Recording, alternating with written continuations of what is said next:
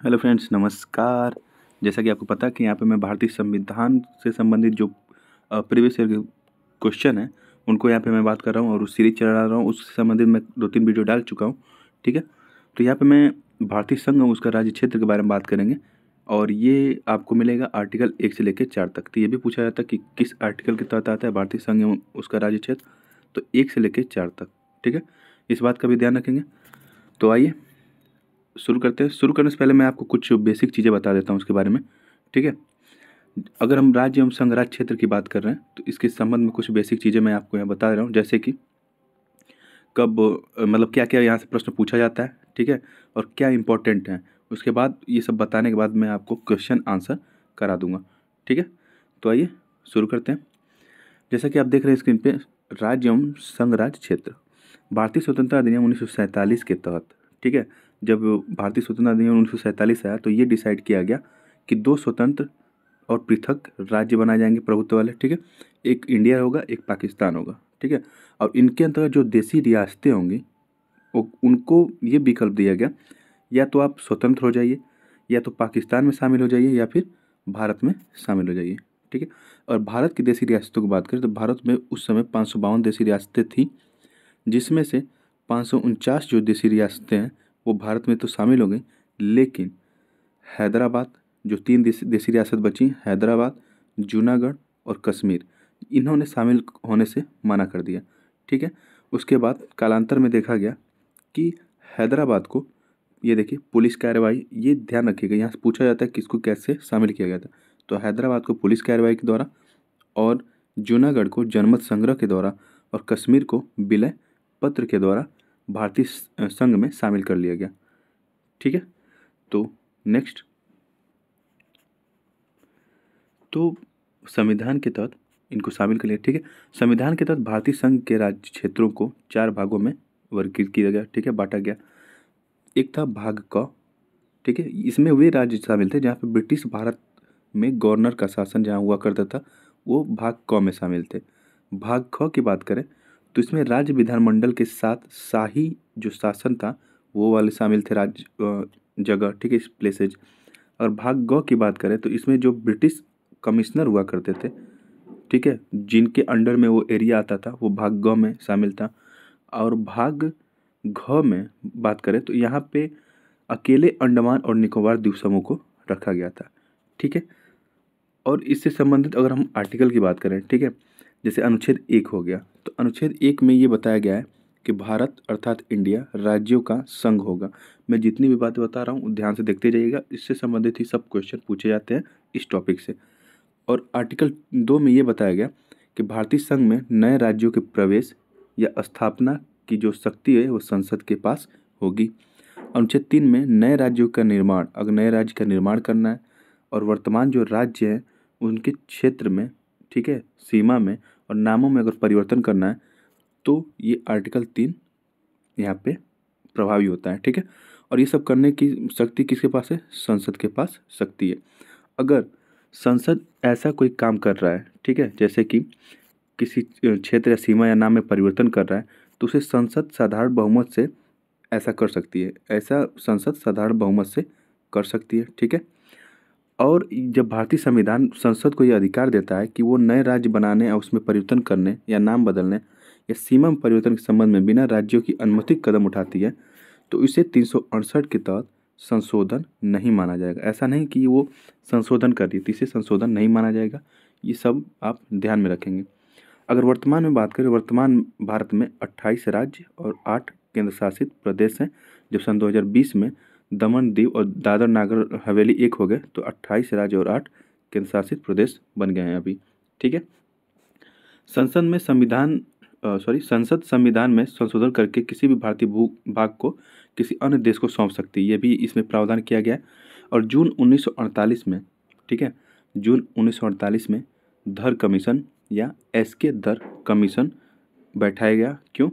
क्योंकि ये बताने के लिए क्या भाषाई आधार पे राज्यों का गठन किया जाए कि नहीं किया जाए, इसलिए ये धर कमीशन, एसके धर कमीशन की का गठन किया गया। ठीक है, लेकिन इसने दिसंबर में अपनी रिपोर्ट दी, दिसंबर 1948 में। जून में गठन होता है, दिसंबर 1948 में इसने अपनी रिपोर्ट दी कि नहीं ये सही नहीं है।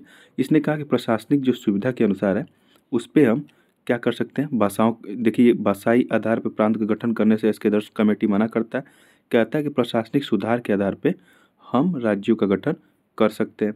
ठीक है, तो इस तरह से ये रिपोर्ट देता है और भाषाई आधार पे राज्यों के गठन का मंजूरी नहीं देता है, तो उस पे उसकी जांच करने के लिए एक जेवीपी समिति बनाई गई। ठीक है, जिसमें जवाहरलाल नेहरू, वल्लभ भाई पटेल और पट्टाभी सीतारामैया जी शामिल थे। ठीक है, और इन्होंने ऑफिशियली डिक्लेयर कर दिया कि भाषाई आधार पे, ठीक है, भाषाई आधार पे राज्यों का गठन नहीं होना चाहिए। ओके, इन दोनों ने मना किया है, आप इस बात का ध्यान रखेंगे। प्रश्न ऐसे ही पूछता है कि इसने मना किया कि नहीं मना किया, तो दोनों ने, एसके धर कमेटी ने भी और जेवीपी समिति ने भी, दोनों ने मना किया कि भाषाई आधार पर राज्यों का गठन नहीं होगा। ठीक है, और जेवीपी में आप जवाहरलाल नेहरू को याद रखेंगे, वल्लभ भाई पटेल को याद रखेंगे और पट्टाभी सीतारामैया जी को याद रखेंगे। ये सब होने के बाद मामला इतना जल्दी ठंडा होने वाला नहीं था, तो देखा गया कि जो पोट्टी श्री रामुलु जी थे, ये देखिए इनके नाम से डाक टिकट भी जारी किया गया था, पोट्टी श्री रामुलु जी थे, उन्होंने 56 दिनों का भूख हड़ताल कर दिया। ठीक है, वो कह रहे थे नहीं भाषा के आधार पे राज्यों का गठन होना चाहिए, तो इन्होंने 56 दिन का भूख हड़ताल कर दिया। अक्टूबर 1953 में इनकी मृत्यु हो जाती है और बहुत ही भयंकर प्रदर्शन होने लगता है, लोग हड़ताल करने लगे। ठीक है, तो इन सब बातों को ध्यान में रखते हुए, ठीक है, आंध्र प्रदेश को पहला भाषा के आधार पे राज्य गठित कर दिया गया। राज्य पहले भाषाई आधार पे और किसी राज्य का गठन हुआ तो वो था आंध्र प्रदेश। ठीक है, फिर स्वतंत्रता के बाद की बात करें तो फजल अली कमीशन आता है 1953 में। ठीक है, तो ये भी एक राज्य पुनर्गठन आयोग इनके अध्यक्षता में गठित की जाती है। जो फजल अली थे, इनके अध्यक्षता में 1953 में राज्य पुनर्गठन आयोग का गठन किया गया। ठीक है, इसमें फजल अली के अलावा के.एम. पनिक्कर जी, एच.एन. कुंजरू जी, ठीक है, ये लोग थे। देखिए अगर पूछता है आयोग का गठन तो 1953 में हुआ था। ठीक है, राज्य पुनर्गठन जो आयोग था उसका गठन 1953 में हुआ था, लेकिन ये अधिनियम बना था 1956 में और अधिनियम बन के ये लागू हो गया था। ठीक है, तो इस बात का भी आप ध्यान रखेंगे। ओके, आगे चलते हैं।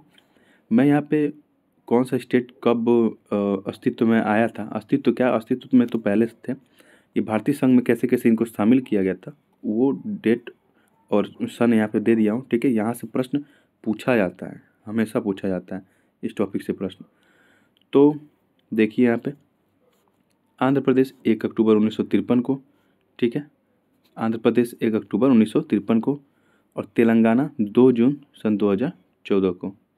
ठीक है, इधर गोवा देख लिए 30 मई 1987, गुजरात 1 मई 1960, हरियाणा 1 नवंबर 1966। ठीक है, और हिमाचल प्रदेश की बात करें तो 25 जनवरी 1971, सिक्किम 16 मई 1975, उत्तराखंड 9 नवंबर सन 2000 और छत्तीसगढ़ भी 1 नवंबर सन 2000। ओके, और झारखंड 15 नवंबर सन 2000। ठीक है, 1 नवंबर सन 2000 छत्तीसगढ़ और 9 नवंबर सन 2000 को उत्तराखंड और 15 नवंबर सन 2000 को झारखंड। ठीक है, और मेघालय की बात करें तो 21 जनवरी 1972 को मेघालय, 21 जनवरी 1972 को मणिपुर का भी और त्रिपुरा का भी 21 जनवरी 1972 को गठन किया गया था। मिजोरम की बात करें तो मिजोरम 20 फरवरी 1987, नागालैंड 1 दिसंबर 1963, अरुणाचल प्रदेश 20 फरवरी 1987। ठीक है, तो यहाँ से प्रश्न पूछे जाते हैं। ओके, तो ये रहा क्रम वाइज, ये देखिए क्रम वाइज लिस्ट दे दिया हूँ मैं इनकी। ठीक है, तो पहले भाषाई आधार पे ये गठन हो गया था इसका 1 अक्टूबर 1953 को, उसके बाद इन लोगों का गठन किया गया, लेकिन भाषाई आधार पे नहीं, ये बस गठन का ईयर है। तो इसमें गोवा 30 मई 1987 याद रखेंगे, तेलंगाना सबसे लास्ट में, ठीक है, राज्य के तौर पे आया 2 जून सन 2014 को। ठीक है, तो ये लिस्ट आप एक बार चेक कर लेंगे। अब आइए कुछ और बात कर लेते हैं। अगर हम दादरा और नगर हवेली की बात करें, दमन और दीव की, तो ये 26 जनवरी सन 2020 को इसका गठन किया गया था। इन दोनों को शामिल कर लिया गया था। ठीक है, 1 नवंबर 1956 को लक्षद्वीप, 1962 को दमन और दीव, ठीक है, 1966 को चंडीगढ़ और 1961 को दादरा नगर और हवेली। ये 1962 1961। ठीक है, अब फिर इन दोनों को मिला दिया गया सन 2020 में। ओके, आगे देख लेते हैं। गोवा को 1987 में, ये सब पूछा जा चुका है। गोवा को 1987 में पूर्ण राज्य का दर्जा प्राप्त हुआ और दीव खंबात की खाड़ी में एक टापू है।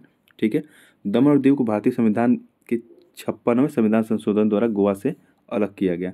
ठीक है, दादर और नगर हवेली को 1954 तक पुर्तगाली शासन के अधीन थे। ये भी याद रखिएगा कि दादर नगर हवेली जो था वो पुर्तगालियों के शासन के अधीन था, न कि फ्रांसीसियों के।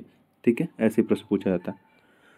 तो अब आइए इससे संबंधित जो कुछ प्रश्न हैं उनको भी जल्दी देख लेते हैं। निम्नलिखित में से कौन सा संविधान के अनुच्छेद 3 के तहत संसद के एक कानून द्वारा संभव माना गया है? ठीक है, तो अब अभी संघ और राज्य क्षेत्र की बात करें तो 1 से लेकर 4 तक ये जो भाग 1 है संविधान का उसमें ये शामिल है, 1 से लेकर 4 तक। अब यहाँ अनुच्छेद 3 की बात कर रहा है, तो कह रहा है अनुच्छेद 3 के तहत संसद के एक कानून द्वारा संभव माना गया। क्या माना गया? तो 3 में बताया गया कि नए राज्यों के प्रवेश के बारे में बताया गया अनुच्छेद 3 में।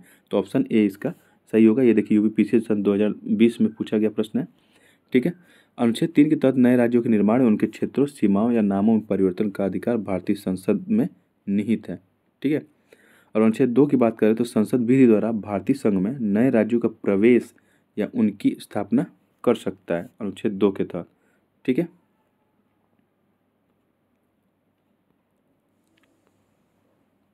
सॉरी फ्रेंड, यहाँ पे कुछ मिस्टेक हो गई है।